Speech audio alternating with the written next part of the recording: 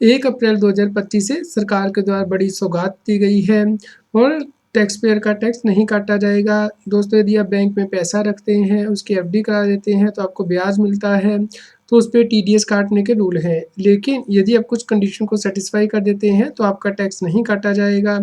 तो इसके बारे में हम इस वीडियो में डिटेल में डिस्कशन करेंगे, तो आप अंत तक ज़रूर देखें, ख़ास करके वह व्यक्ति जिनकी की उम्र 60 साल से ज़्यादा है, ताकि उनका बैंक के द्वारा कोई टैक्स ना काटा जाए और उनके हाथ में ज़्यादा पैसा आ सके। दोस्तों, आप रेगुलर अपडेट के लिए हमारे व्हाट्सएप चैनल को भी सब्सक्राइब कर लें। क्यूआर कोड स्क्रीन पे भी दिया गया है, कमेंट में पिन किया गया है, ताकि आपको इनकम टैक्स के रेगुलर अपडेट आपके मोबाइल पे ही मिलते रहें। रेगुलर अपडेट के लिए CA Satbir Singh YouTube channel subscribe कर लें और नोटिफिकेशन बेल भी प्रेस कर दें। टैक्स पेयर बैंक में पैसा रखते हैं और उसके एफडी करा देते हैं ताकि उन्हें ज़्यादा ब्याज मिल पाए, खास करके सीनियर सिटीजन्स। दोस्तों, 1 अप्रैल 2025 से सरकार के द्वारा बड़ी सौगात दी गई है और आपका टैक्स नहीं काटा जाएगा। चलिए हम इस रूल को डिस्कस कर लेते हैं। दोस्तों, सरकार के द्वारा जो टीडीएस के रूल है वो चेंज कर दिए गए हैं। दोस्तों, 1 अप्रैल 2025 से रूल चेंज किए गए हैं। यदि कोई व्यक्ति सीनियर सिटीजन है और उसे 1 लाख रुपए से ज़्यादा का इंटरेस्ट मिलेगा एफडी से, तो ही उसका टीडीएस काटा जाएगा। यदि उससे कम है तो टीडीएस नहीं काटा जाएगा। दोस्तों, इस वीडियो में डिस्कस करेंगे कि यदि आपको 1 लाख से ज़्यादा का भी ब्याज मिल रहा है तो आपको टैक्स ना कटे, इसके लिए क्या करना होगा।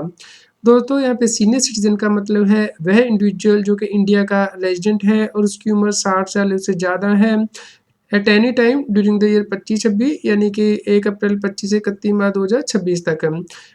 दोस्तों, आपको यहाँ पे ध्यान रखना है कि यदि आप सीनियर सिटीज़न नहीं हैं, तो भी आप इसका बेनिफिट ले सकते हैं, क्योंकि यदि आप सीनियर सिटीज़न नहीं हैं, आपकी उम्र 60 साल से कम है, आपको 50,000 रुपये से ज़्यादा का ब्याज मिलेगा बैंक से, जहाँ पे कि आपने एफडी कराई हुई है, तो बैंक आपका टीडीएस काट लेता है।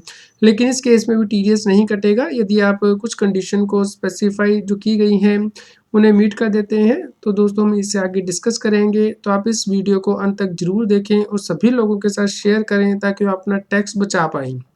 दोस्तों, यहाँ पे जो इंडिविजुअल है वो इंडिया का रेजिडेंट होना चाहिए, उसकी उम्र जो है 60 साल से कम होनी चाहिए। इस प्रकार अगर सीनियर सिटीज़न है या कोई और इंडिविजुअल है जो कि नॉन रेजिडेंट है, उसका तो टैक्स कटेगा, जो भी बैंक इंटरेस्ट देता है एफडी के ऊपर, क्योंकि वो एनआरआई होता है, नॉन रेजिडेंट इंडियंस। तो यदि कोई व्यक्ति इंडियन रेजिडेंट है तो उसका इससे बेनिफिट मिलेगा। दोस्तों, यहाँ पे चलिए हम समझ लेते हैं कि यदि कोई व्यक्ति फाइनेंशियल 25-26 में मान लीजिए डिफरेंट बैंक में एफडी कराता है और उसका जो हर बैंक से इंटरेस्ट मिल रहा है वो 1 लाख रुपये से कम है, तो उसका कोई टीडीएस नहीं काटा जाता है। तो पूरा अमाउंट बैंक के द्वारा उसके खाते में दे दिया जाता है। लेकिन दोस्तों, मान लीजिए उसने एक ही बैंक में एफडी कराई हुई है, जहाँ पे कि उसे ब्याज मिल रहा है 25-26 में, 1 अप्रैल 25 से 31 मार्च 26 के बीच में, मान लीजिए 5 लाख रुपया, तो उसका 10% टीडीएस काट लिया जाएगा, यानी कि 50,000 रुपया, और बैलेंस अमाउंट ही बैंक के द्वारा दिया जाता है। ये जो टीडीएस काटा गया है, ये गवर्नमेंट को जमा करा दिया जाता है बैंक के द्वारा, और इस केस में व्यक्ति को अपनी इनकम टैक्स की रिटर्न फाइल करनी होती है, उसमें ही रिफंड मिलता है। दोस्तों, टीडीएस नॉर्मली 10% से काटा जाता है यदि आपका पैन आधार से लिंक है और एक्टिव है। लेकिन यदि आपके पास पैन नंबर ही नहीं है या पैन आधार से लिंक नहीं है, तो उस केस में 20% टीडीएस काटा जाता है। दोस्तों, कोई टीडीएस नहीं काटा जाएगा एफडी की इंटरेस्ट इनकम पे फाइनेंशियल 25-26 में सीनियर सिटीजन का, यदि वो 15H फॉर्म सबमिट कर देता है। लेकिन इस केस में उसकी जो टैक्स लायबिलिटी है वो नील होनी चाहिए। और यदि व्यक्ति सीनियर सिटीजन नहीं है, यानी कि उसकी उम्र 60 साल से कम है, तो उस केस में भी वो अपना टैक्स बचा सकता है। उसके एफडी पे जो इंटरेस्ट मिल रहा है, जो ब्याज मिल रहा है, उस पे टीडीएस नहीं काटा जाएगा यदि वो बैंक को 15G फॉर्म सबमिट कर देता है। लेकिन ये दोनों ही केस में दोस्तों कंडीशन अलग है। 15G फॉर्म में देखा जाता है कि व्यक्ति की जो बेसिक एग्जम्पशन लिमिट से इनकम कम होनी चाहिए, जबकि 15H में देखा जाता है कि व्यक्ति की टैक्स लायबिलिटी नील होनी चाहिए, जिसे कि हम आगे एग्जाम्पल के साथ डिस्कस करेंगे। दोस्तों, 1 अप्रैल 2025 से सरकार के द्वारा इनकम टैक्स के जो स्लैब रेट है वो चेंज किए गए हैं नई टैक्स रिजीम में। तो यहाँ पे आप देख सकते हैं कि यदि आपकी इनकम 4 लाख रुपए तक रहेगी तो उस केस में कोई टैक्स नहीं लगेगा। तो भले ही व्यक्ति सीनियर सिटीजन है, नॉन सीनियर सिटीजन है, तो बेसिक एग्जम्पशन लिमिट है, यदि आपकी इनकम 4 लाख रुपए तक रहेगी तो कोई टैक्स नहीं लगेगा।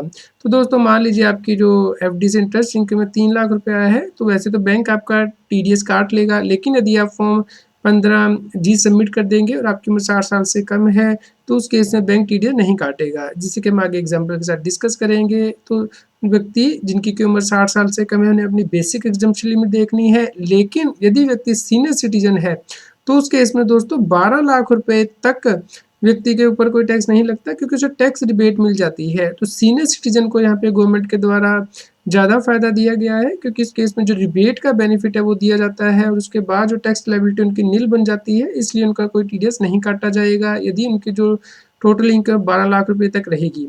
लेकिन नॉन सीनियर सिटीजन के केस में 4 लाख रुपए तक इनकी बेसिक एग्जम्पशन लिमिट ही देखी जाती है, जिससे कि हम आगे डिस्कस करेंगे। दोस्तों यहाँ पे आप कोई समझना जरूरी है कि 87A के अंतर्गत सरकार ने रिबेट अब 60,000 रुपये तक बढ़ा दी है नई टैक्स regime यदि कोई व्यक्ति लेता है, भले ही व्यक्ति सीनियर सिटीजन है, नॉन सीनियर सिटीजन है। तो दोस्तों अगर आप 12 लाख रुपए तक आपकी इनकम रहती है तो आपकी कोई टैक्स लायबिलिटी नहीं रहती है। तो चलिए हम इसे डिस्कस करते हैं दोस्तों।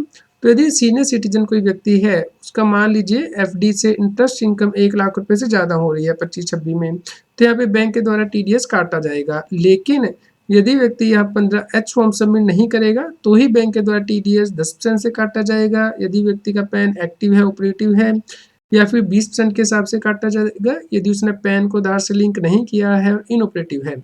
लेकिन यदि व्यक्ति यहाँ पे 15H फॉर्म सबमिट कर देता है, ये सीनियर सिटीजन व्यक्ति, तो उस केस में उसका कोई टीडीएस नहीं काटा जाएगा। दोस्तों चलिए अब डिस्कस कर लेते हैं कि आपको जो फॉर्म 15H है वो कब सबमिट करना है। दोस्तों ये आपको normally beginning of the financial year में ही सबमिट करना होता है, यानी कि 1 अप्रैल से, ताकि आपका जो टीडीएस हो ना कटे। लेकिन अगर आप पहले क्वार्टर में नहीं सबमिट कर पाए तो आप दूसरे, तीसरे, चौथे क्वार्टर में भी सबमिट कर सकते हैं, ताकि आपका कोई टीडीएस ना काटा जाए। दोस्तों बहुत से बैंक के द्वारा ऑप्शन आपको ऑनलाइन दी जाती है नेट बैंकिंग के द्वारा, तो आप ये फॉर्म ऑनलाइन सबमिट कर सकते हैं। तो 15H फॉर्म सबमिट करना होता है यदि आपकी जो टैक्स लायबिलिटी है वो नील है, यानी कि 87A की रिबेट के बाद देखी जाएगी। तो 12 लाख रुपए तक आपकी जो इनकम है उस पर कोई टैक्स नहीं बनेगा, 87A की रिबेट मिल जाती है तो कोई आपका टैक्स नहीं बनेगा। तो आप इस फॉर्म को सबमिट कर सकते हैं। तो चलिए दोस्तों समझते हैं कि आपको कैलकुलेशन कैसे करनी है ताकि आप इस फॉर्म को फिल कर पाएँ। दोस्तों मान लीजिए आप एक व्यक्ति रेजिडेंट है इंडिया का, उम्र 60 साल से ऊपर है, तो उस केस में नई टैक्स रेजिम में हम टैक्स कैलकुलेशन करते हैं। यहाँ पे व्यक्ति की मान पेंशन इनकम 7,10,000 है, तो नई रेजिम में 75,000 के स्टैंडर्ड डिडक्शन के बाद उसका टैक्स आ जाएगा। अब उसका इनकम फ्रॉम अदर सोर्सेज से इंटरेस्ट है, एफडीआर से इंटरेस्ट है, या पूरे साल का एस्टिमेट कर लेंगे पहले ही, यानी कि 25-26 का 1 अप्रैल 25 को ही कि आपकी कितनी इनकम बनेगी पूरे फाइनेंशियल ईयर में। तो यहाँ पे मान लीजिए 11,99,000 की इनकम बन रही है। अब क्योंकि आपने नई रजीम ली है, आपको कोई डिडक्शन यहाँ पे नहीं मिलेगी टीसी एक्स्ट्रा की, तो अब अगर आप इसके ऊपर टैक्स निकालें 11,99,000 के ऊपर, तो 4 लाख रुपए तक कोई टैक्स नहीं, 4 लाख से 8 लाख तक 5%, यानी कि 20,000 रुपये टैक्स, और उसके ऊपर की इनकम पे 12 लाख तक की इनकम पे, 8 लाख से ऊपर की इनकम पे 10% टैक्स। तो हमारी इनकम है 11,99,000, इसमें से 8 लाख हमने कम कर दिया क्योंकि उसके ऊपर यहाँ पहले ही टैक्स लग चुका है। तो टोटल टैक्स हमारा बना 59,900 रुपये। दोस्तों यहाँ पे इसकी आपको रिबेट मिल जाएगी, क्योंकि 60,000 रुपये तक यदि आपका टैक्स रहता है तो 87A की रिबेट मिल जाएगी। तो यहाँ पे देखिए आपका टैक्स लायबिलिटी नील है। तो इस प्रकार यहाँ पे आपकी जो एफडी से इंटरेस्ट मिल रहा है 5,50,000 का, इसके ऊपर कोई आपका टीडीएस नहीं काटा जाएगा। आपको बस 15H फॉर्म जाके बैंक को सबमिट करना है। तो इस प्रकार आप अपना टैक्स यहाँ पे बचा सकते हैं। दोस्तों phone number 15G 15H download कर सकते हैं taxil.com की वेबसाइट से। इसका लिंक मैंने इस वीडियो के कमेंट में पिन कर दिया है, वहाँ पे क्लिक करके आप ये फॉर्म डाउनलोड कर लीजिएगा। 15G फॉर्म है नॉन सीनियर सिटीजन के लिए, 15H फॉर्म है सीनियर सिटीजन के लिए। तो दोस्तों जैसे आप यहाँ पे क्लिक करेंगे तो उसके बाद जो 15H फॉर्म है वो ओपन हो जाएगा। दोस्तों यहाँ पे आप देख सकते हैं कि फॉर्म में आपको name, address, pan number, text जो फिल करना है वो यहाँ फिल कर दीजिएगा। प्रीवियस ईयर हुआ यहाँ पे 25-26, जिसके लिए कि आप डिक्लेरेशन यहाँ पे कर रहे हैं। अपना ईमेल आईडी, मोबाइल नंबर यहाँ पे दे दीजिएगा, और यहाँ पे आपने अगर लास्ट ईयर में भी रिटर्न फाइल की है तो यहाँ पे यस कर दीजिएगा। तो यहाँ पे दोस्तों पॉइंट नंबर 15 में आपको मेंशन करना है टोटल इनकम जिसके लिए कि आप डिक्लेरेशन दे रहे हैं। तो यहाँ पे हमारी जो एस्टिमेटेड इनकम थी 5,50,000 रुपये, जो कि एफडी से आपको इंटरेस्ट मिलेगा इस बैंक से पूरे फाइनेंशियल ईयर में, वो आपको यहाँ पे मेंशन करना है। उसके बाद estimated total income of the previous year, जिसमें कि पॉइंट नंबर 15 की इनकम को भी इंक्लूड करना है। तो यहाँ पे जैसे हमारी 7,10,000 रुपया तो थी पेंशन से इनकम, 14,000 रुपया था सेम बैंक का इंटरेस्ट, और 5,50,000 का एफडी का इंटरेस्ट। तो टोटल इनकम यहाँ पे आ जाएगी तो इस प्रकार आप इस फॉर्म को फिल करेंगे और यहाँ पे आइडेंटिफिकेशन नंबर में आपकी जो एफडीज हैं बैंक के पास उनके नेम आपको मेंशन करने हैं, नेचर ऑफ इनकम आपको मेंशन करनी है और सेक्शन कोड यानी कि 194A यहाँ पे मेंशन करना है और अमाउंट ऑफ इनकम यही जो एफडी की इंटरेस्ट इनकम होगी 5,50,000 जैसे कि हमने यहाँ पे एस्टिमेट की थी, जिसके ऊपर के नॉर्मली टीडीएस कटना चाहिए था। तो अब नहीं कटेगा अगर आप ये फॉर्म, सिंपल फॉर्म है दोस्तों, साइन करके बैंक को दे देंगे। दोस्तों यहाँ पे जो दूसरा पार्ट है वो बैंक के द्वारा ही फिल किया जाता है और इनकम टैक्स डिपार्टमेंट को भेज दिया जाता है। यदि व्यक्ति की उम्र 60 साल से कम है तो उसके 15G फॉर्म वो तभी सबमिट कर सकता है यदि उसकी जो टोटल इनकम है वो बेसिक एग्जम्पशन लिमिट से कम है। मान लीजिए यहाँ पे व्यक्ति की रेंटल इनकम है 1,20,000, तो इसमें से 30% स्टैंडर्ड डिडक्शन मिल जाती है तो 1,56,000 की उसकी इनकम आएगी। इसके अलावा उसका एफडी से इंटरेस्ट इनकम है 2,40,000 और 2,000 का सेम बैंक इंटरेस्ट है। तो इस प्रकार जो टोटल एस्टिमेटेड इनकम है व्यक्ति की 4 लाख रुपए से कम बन रही है तो यहाँ पे जो एफडी का इंटरेस्ट मिल रहा है उसे 2,40,000 रुपया, इसके ऊपर कोई टीडीएस नहीं काटा जाएगा अगर व्यक्ति 15G फॉर्म सबमिट कर देगा। अदरवाइज व्यक्ति का टीडीएस काट दिया जाएगा बैंक के द्वारा, क्योंकि जो इंटरेस्ट जो 50,000 से ज़्यादा का दिया जा रहा है। तो इसलिए आपको ध्यान रखना है कि यदि आपकी जो बेसिक एग्जम्पशन लिमिट से कम की इनकम है यानी कि 4 लाख से कम की, तो आप 15G फॉर्म सबमिट कर सकते हैं बैंक को, ताकि आपके एफडी के इंटरेस्ट इनकम पे टीडीएस ना काटा जाए। दोस्तों यहाँ पे आपको ध्यान रखना है कि कोई भी गलत डिक्लेरेशन आपको इस फॉर्म में नहीं देनी 15G या 15H में, क्योंकि यदि टैक्स की जो चोरी की गई है 25 लाख से ज़्यादा प्रूव हो जाती है तो उस केस में इनकम टैक्स डिपार्टमेंट जेल भी भेज सकता है 6 महीने से लेकर 10 साल तक की, और फाइन भी लगाया जाता है। और यदि जो टैक्स की चोरी की गई है वो 25 लाख से कम है तो उस केस में जो जेल की जाती है वो 3 महीने से लेकर 2 साल तक की हो सकती है, फाइन भी लगाया जा सकता है।